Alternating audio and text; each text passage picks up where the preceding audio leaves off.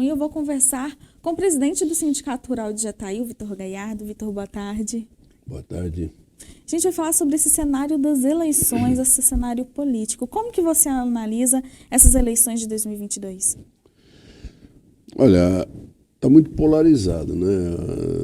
Assim, para a eleição para presidente, praticamente dois candidatos que estão assim na disputa verdadeira, né? Os outros, para mim, são coadjuvantes, né? Não tem expressão, tem um número de votos, mas é longe, muito longe dos dois principais candidatos. Nós do agro, o agro praticamente tem um lado que defende, né, e estamos, acho que, bastante alinhados, né, para a continuidade do governo atual, né? Então eu vejo dessa forma. E também eu não consigo ver, mesmo andando em outras regiões, a gente viaja também e tal, e mesmo em centros urbanos eu tenho visto também um alinhamento parecido. Eu não estou quase que conseguindo ver os eleitores do outro lado que para ter as afirmativas que o adversário do Bolsonaro estaria na frente pelas pesquisas que fazem. Eu, sinceramente, não consigo enxergar isso. Não me convence, por mais que eu queira me esforçar para tentar ver onde estão esses eleitores, eu não consigo enxergá-los. Parece que são invisíveis. Mas não sei, as urnas devem nos falar domingo. A gente vai ver quem é que tem razão. Me parece que na eleição passada era mais ou menos o mesmo cenário. Se via a mesma coisa. Na verdade, são setores principalmente da grande mídia, e outros órgãos assim, aparelhados e coisas que não querem de forma nenhuma a continuidade desse governo. Por quê? Porque ele realmente estancou aquela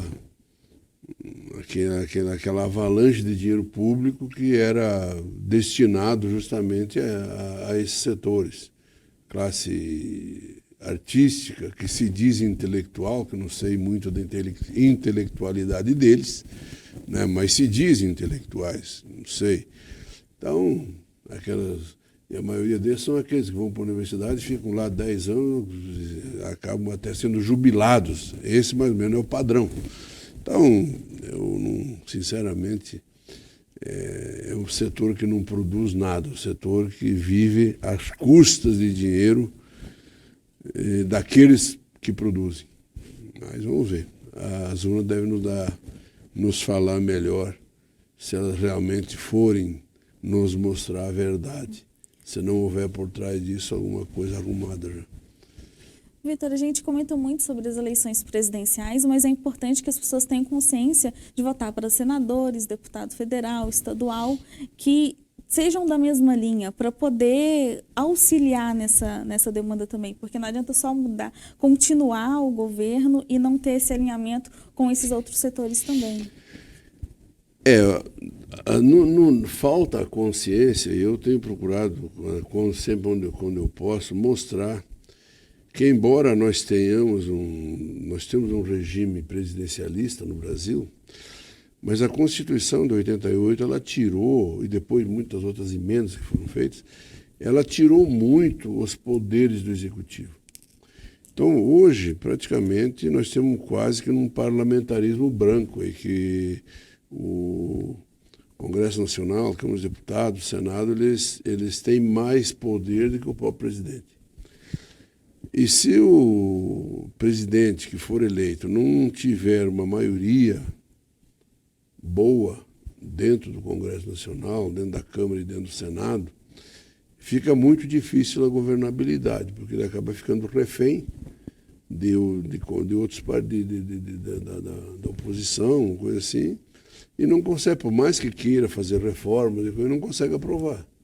Então, eu acho que o importante é que nós tenhamos consciência que a gente vote para o legislativo de uma maneira alinhada com o voto do executivo. Porque nós temos que fazer uma maioria também no segundo poder, porque senão fica muito difícil, né? Aí reclamam que o governo tem que fazer acordo com um determinado segmento lá dentro. Mas se não fizer, não tem, é ingovernável. Não tem como caminhar. Então tem que ver os partidos que são alinhados, né? E existem aqueles, como a gente viu na eleição passada, muitos, são inúmeras pessoas que hoje representam lá em Brasília, que se elegeram às custas do presidente Bolsonaro e depois chegaram lá e, por interesses escusos e próprios, acabaram não mais o apoiando, vamos dizer, traindo. Isso é um estelionato eleitoral, porque se você faz uma campanha pregando uma coisa e depois, na hora, você, por oportunismo ou por interesse próprio, você muda de figura, não foi para isso. Quando você pediu o voto para o eleitor, você pediu defendendo uma pauta, defendendo uma coisa. Depois você chegar lá e fazer não fazer aquilo que você se propôs a fazer, para mim isso aí chama-se estelionato. Vitor, e em relação também a essa questão do agronegócio? Como que vem se destacando o agronegócio nesse governo, que a gente tem um avanço muito grande das medidas, do apoio? Isso é importante para o crescimento do país? O nosso setor hoje, queira ou não, é o setor que está alavancando a economia. Então, o que o agronegócio representa hoje dentro do cenário econômico brasileiro pesa muito. Então, o nosso setor tem um peso hoje, embora, vamos dizer assim, nós não tenhamos assim, pelo volume que nós representamos dentro do contexto do PIB brasileiro, o nosso número de votos é até pouco expressivo, eu diria assim. Mas temos um poder de convencimento, porque como a gente atua no mercado que acaba entrando dentro dos outros segmentos também, a gente tem um poder de convencimento grande, né? Porque muitos outros setores dependem do agronegócio.